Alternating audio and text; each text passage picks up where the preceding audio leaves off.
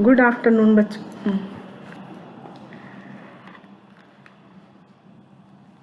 पिछले गद्यांश में चंदापीर कथा के पिछले गद्यांश में आप लोगों ने शुक वैशंपायन ने राजा शूद्रक से बतलाया कि कैसे उस बूढ़े भील ने घोंसलों से तोतों के बच्चों को निकाल कर मार डाला और जमीन पर पटक दिया। इस भयंकर विपत्ति को देखकर मेरे पिता ने मेरी रक्षा के लिए व्याकुल होकर के अपने पंखों में मुझे चिपकाकर बिठा लिया था। ये सब आपने पिछले गद्यांश में पढ़ा। आज आप लोग उसी के क्रम में आगे पढ़ेंगे। असावपि पापः क्रमेण शाखान्तरैः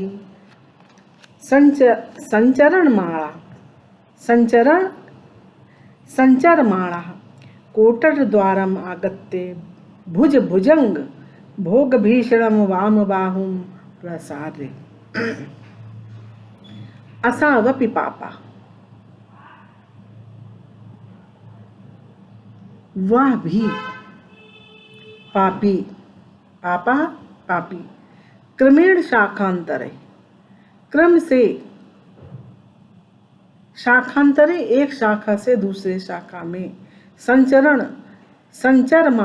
संचरण करता हुआ, कोट द्वारम आगत्य, कोट द्वार में पहुंचकर, भुजंग भोग भीषणम, भुजंग के समान, भुजंग के फन के समान, भीषण भयंकर, वामबाहुं, बाई भुजा को प्रसारे फैलाकर, तातम आकृष्य अपगतांशुम अकरोत्, तात को खींचकर, अपगतांशुम प्राण रहित, अकरोत् कर दिया। फिर से देखिए बच्चों। असावपि पापः क्रमेण शाखान्तरैः संचरमाणः कोटद्वारम् आगत्य भुजंग भोग भीषणं वामबाहुं प्रसार्य तातम् आकृष्य अपगतांशुम् अकरोत्। असावपि पापः, वह भी पापी क्रम से एक शाखा से दूसरे शाखा में, एक डाली से दूसरे डाली में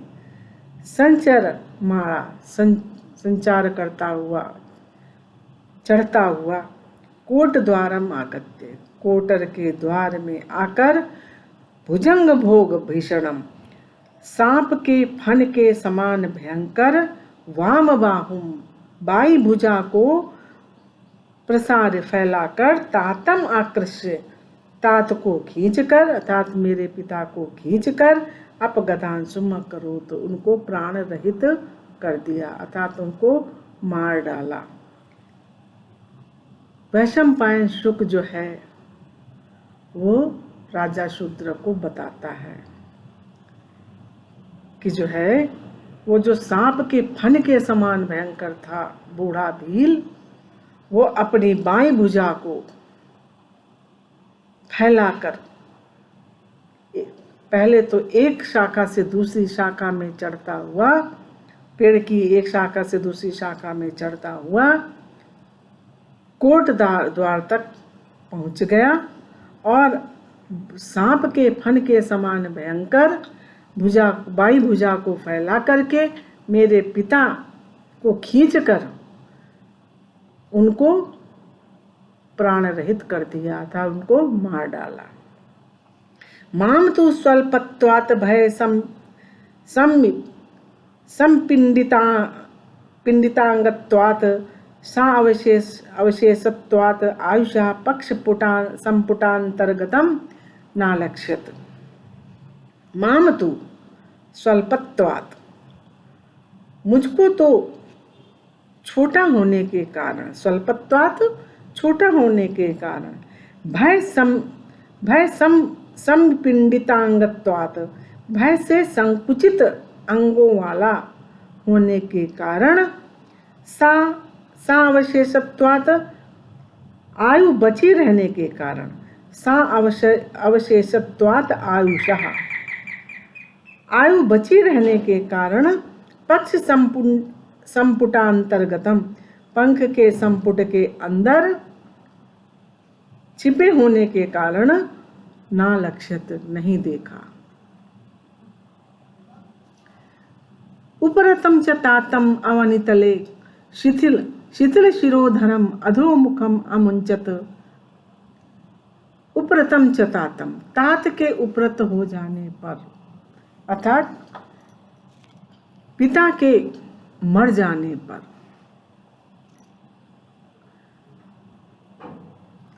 शिथिल शिरोधरम, लटकी हुई गर्दन वाले मेरे उस मरे हुए पिता को, जो नीचे मुख किए हुए थे, उनको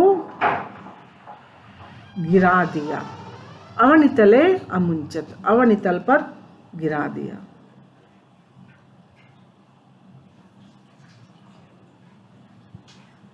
अहम अपि तच्चरणांतराले निलीना तेनैव सा अपतम। उपरतम च तातम अवनितले शिथिल शिरोधराम अधोमुखम अमुंचत। शिथिल शिरोधराम, लटकी हुई गर्दन वाले, तातम, उपरतम तातम, मरे हुए पिता को, जो अधोमुखम, नीचे की ओर मुख किए हुए थे, उनको अवनितले अमुंचत, उस बूढ़े शबर ने उनको अवनितल पर छोड़ दिया, फेंक दिया। अहम अपि तच्चरणांतरे निलीना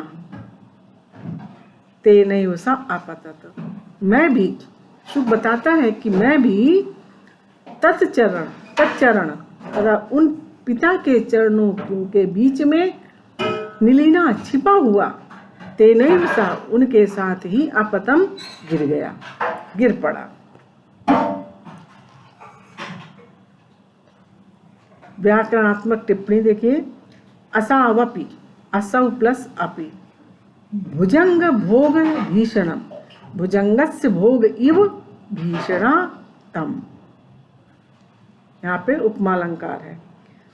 अपगतांशुम, अपगता अस्वः यस्य तत्, भय समपिंडितांगत्वात्, भयेन संपिंडितानि अंगानि यस्य सा तस्मात्।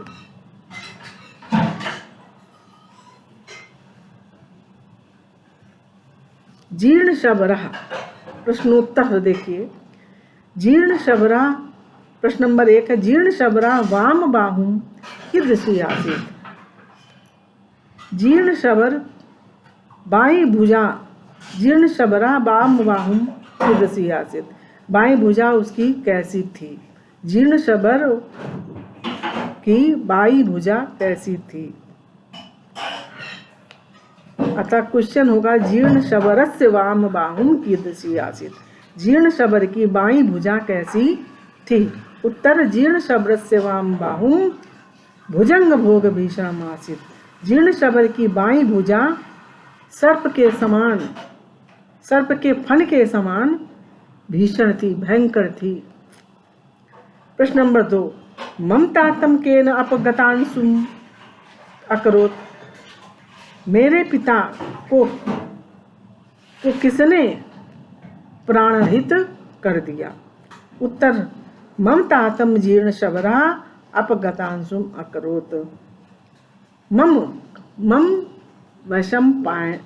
वैशंपायनस्य, तातम, पिता को, जीर्ण शबरा, जीर्ण शबर ने, अपगतांशुम अकरोत्, प्राण रहित कर दिया था।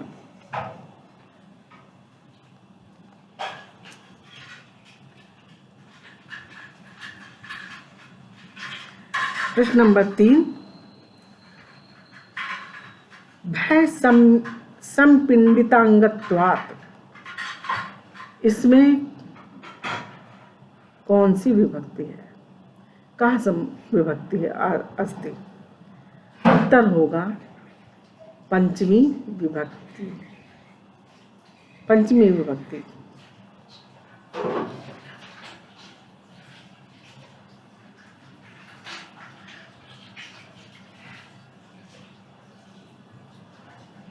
तेनैव, तेन में कौन सी विभक्ति आई है? का विभक्ति अस्ति? उत्तर होगा तृतीया विभक्ति। सह साकम समम साधम के योग में तृतीया विभक्ति लगती है, इसलिए तेन में तृतीया विभक्ति एक वचन है। अगला गद्यांश देखिए बच्चों। अवशिष्ट पुण्यतया तु महता शुष्क पत्राशे उपरि पतितम आत्मानम अपश्यन्। अवशिष्ट पुण्यतया, अवशिष्ट पुण्य के कारण तो महता शुष्क पत्राशे, बड़े महता बड़े शुष्क पत्र की राशि के ऊपर पतितम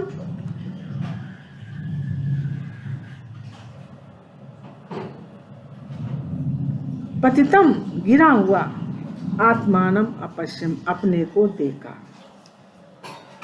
यहाँ पर शुक वैशंपायन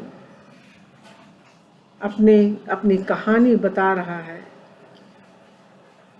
अवशिष्ट पुण्यतया, शेष पुण्यों के कारण बड़े ढेर में, बड़े सूखे पत्तों के ढेर के ऊपर गिरा हुआ मैंने अपने को देखा। ये वैशंपायन तोते ने कहा। अंगानी में नाशीर्यन्ते, मेरे में अंगानी ना आशीर्यन्त, मेरे अंग टूटे नहीं। यावत असौ तस्मात् तरुशिखरात् नावतरति तावत् अहं पितरम उपतरम उत्सृज्य नाति दूरवर्तनी तमाल विटपिना मूल देशम अविशम। यावत असौ, जब तक वह बूढ़ा शबर, तस्मात् तरु शिखरात, उस तरु के शिखर से नहीं उतरता है तावत, तब तक अहम पितरम उपरतम उत्सृज्य, तब तक मैं पिता को, मरे हुए पिता को उत्सृज्य छोड़कर, नाति दूरवर्तन अर्थात पास में, तमाल विटपिना, तमाल विटप के मूल देश में अविषम घुस गया, अर्थात जड़ में घुस गया।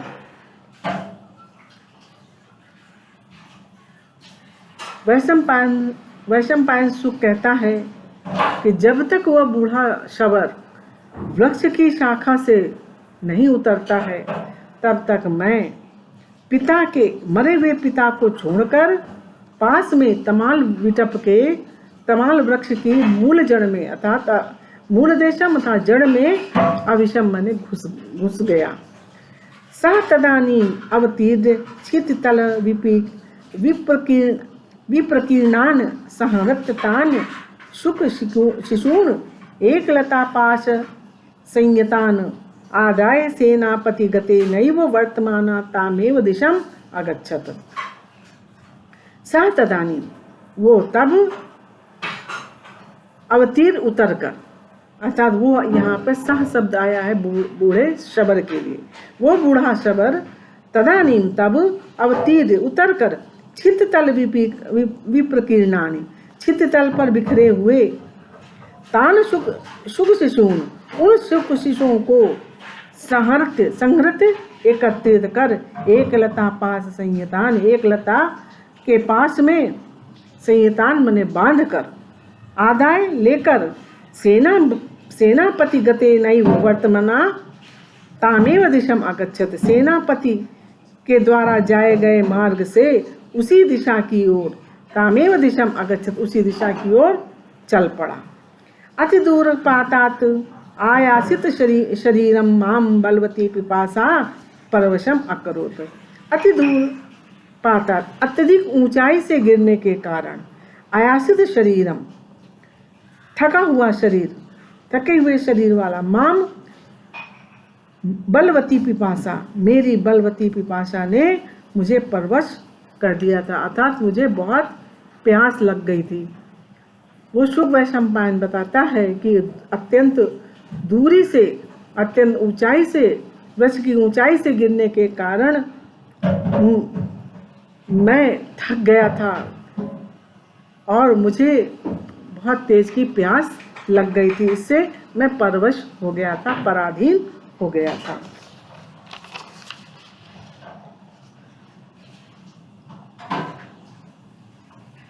तरु शिखरात, तरो शिखरात, शिखरात में पंचमी विभक्ति है। न अवतरति न अवतरति, न शीर्यन्तः न आशीर्यन्तः, यावदसौ यावत् प्लस असौ।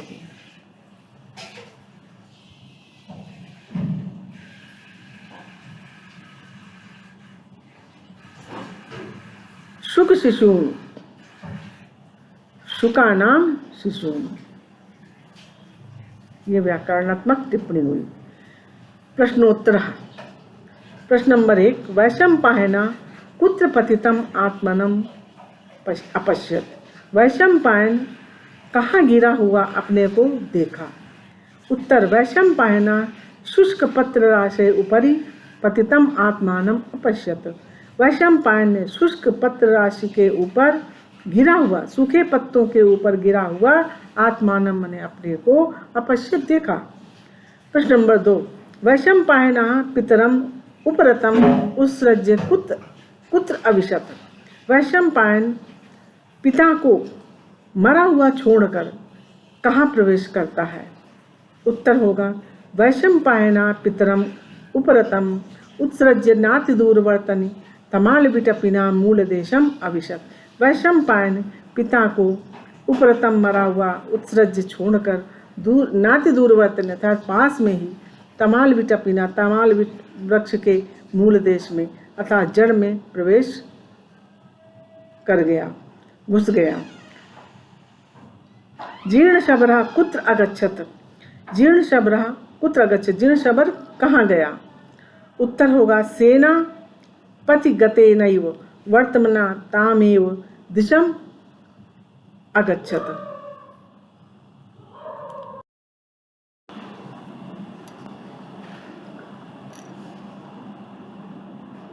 प्रश्न नंबर 3, जीर्ण शबरः कुत्र अगच्छत, जीर्ण शबर कहाँ गया। उत्तर, सेनापति गतेनैव वर्तमना तामेव दिशम अगच्छत, सेनापति गतेनैव, सेनापति के द्वारा जाए गए मार्ग से उसी दिशा को अगच्छत गया।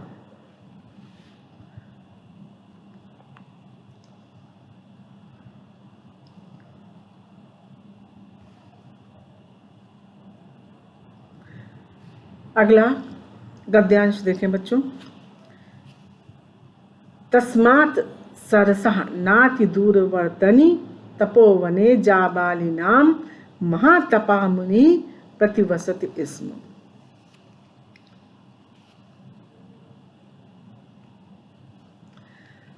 वैशंपायन शुक जो है अब आगे की कहानी बताता है राजा शूद्रक को कि प्यास लगी थी मुझे, उसके बाद क्या घटित हुआ मेरे साथ, इसकी बात बताता है आगे की। तस्मात् सरसः नाति दूरवर्तनी, उसी तालाब, तस्मात् अतः उस तालाब, नाति दूरवर्तनी, उस तालाब के पास तपोवन में जाबाली नाम के महाप्रतापी मुनि रहते थे, प्रतिवसते स्म, रहते थे। तत्तनयश्च हारीत नामा तदेव कमलसरा शिश्नाशु उपागमत, तत्तनयश्च और उनके पुत्र, उनका पुत्र या उनके पुत्र हारित नाम वाले। तदेव कमल सरा, उसी कमल सरोवर में स्नान करने के इच्छुक उपागमत आए। सह माम तद अवस्थम आलोक्य समुपजात दया समीपम उपसृत्य सरस्तीरम आनीय। सह माम तद अवस्थम, वो मुझको उस अवस्था में देख करके, समुपजात दया, दया उत्पन्न हो जाने के कारण, समीपम उपसृत्य, पास समीप में जाकर, सरस तीरम आनीय, सरस तीरम अर्थात सरोवर के नजदीक लाकर, स्वयं माम उत्तानित मुखम अंगुलया कथिचित सलिल बिंदून आपायत, स्वयं माम, मुझको स्वयं, उत्तानित मुखम ऊपर मुख किए हुए अंगुली से कथिचित कुछ सलिल बिंदून, कुछ जल की बूंदों को अपायत गिराया।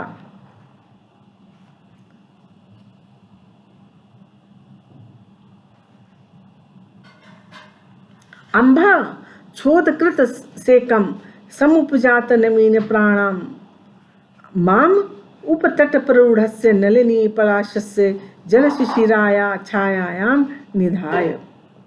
अंभा छोदकृत सेकम, पानी की बूंदों से सींचे गए, कृत सेकम सींचे गए, समुपजात नवीन प्राण वाले, जिसमें समुपजात माने उत्पन्न हो गए थे नवीन प्राण, नए प्राण जग गए। ऐसे माम माने मुझको, उपतट प्रारूढ़ से किनारे पे रखकर, नलिनी पलाश के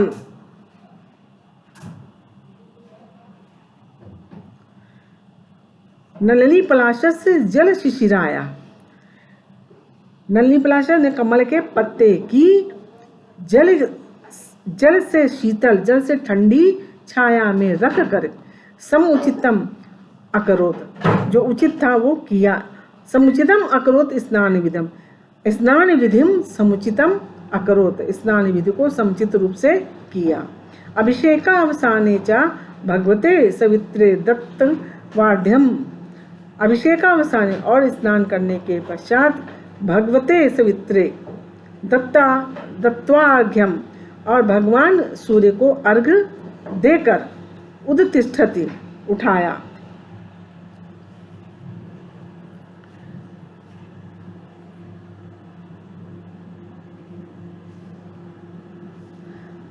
उदतिष्ठत आग्रहित धौत धवल वल्कश्च माम ग्रहीत्वा तपोवनम अभिमुखम अगच्छत। आग्रहित धौत धवल श्वेत धवल वस्त्र को धारण करके, और मुझको ग्रहीत्वा, मुझको उठाकर, मुझको लेकर के, तपोवन अभिमुखम अगच्छत, तपोवन के अभिमुख की ओर, अर्थात तपोवन की ओर अगच्छत मने चल पड़े। वैशंपायन शुक कहता है कि ऋषि जाबाली के पुत्र हारित ने, जो सरोवर में स्नान करने के लिए आए थे, उन्होंने मुझको पीड़ित देखा। उनको दया जाने के कारण उन्होंने मुझको उठाया और उठाकर सरोवर के नज़दीक ले जा कर के अपनी उंगलियों से जल पिलाया। मुझ में प्राण, एक नया जीवन मुझ में आ गया, और उसके पश्चात उन्होंने मुझे एक वृक्ष की छाया में रख करके और स्वयं समुचित रूप से स्नान किया। उसके पश्चात सूर्य को अर्घ दे करके अर्घ दिया, खुद श्वेत वस्त्र अर्घ देकर धुले वल्कल वस्त्र को धारण करके उन्होंने मुझे उठा लिया और तपोवन की ओर चल पड़े। ये ये वैशंपायन शुक ने बतलाया। टिप्पणी शिष्णासु स्नातुम इच्छु समुपजात दया समुपजाता दया यस्मिन् सः। उपतट प्ररूढ़स्य तटस्य समीपे, उपतट का मतलब होता है तटस्य, प्ररूढ़स्य समीपे, नलिनी पलाशस्य नलिन्या पलाशस्य अभिषेकावसाने अभिषेकस्य अवसाने। प्रश्नोत्तरः। तपोवने कः मुनि प्रतिवसत स्म? तपोवन में कौन मुनि रहते थे? उत्तर तपोवने जाबाली नाम महातपः मुनि प्रतिवसत स्म। तपोवन में जाबाली नाम के महातपस्वी मुनि रहते थे। प्रश्न नंबर 2। जाबाली मुने तनयस्य किम नाम आसीत्? जाबाली मुनि के तनय का क्या नाम था? जाबाली मुने तनयस्य नाम हारिता आसीत्। जाबाली मुनि के पुत्र का नाम हारित था। हारिता कस्य तनया आसीत्? हारिता जाबाली मुने तनया आसीत्।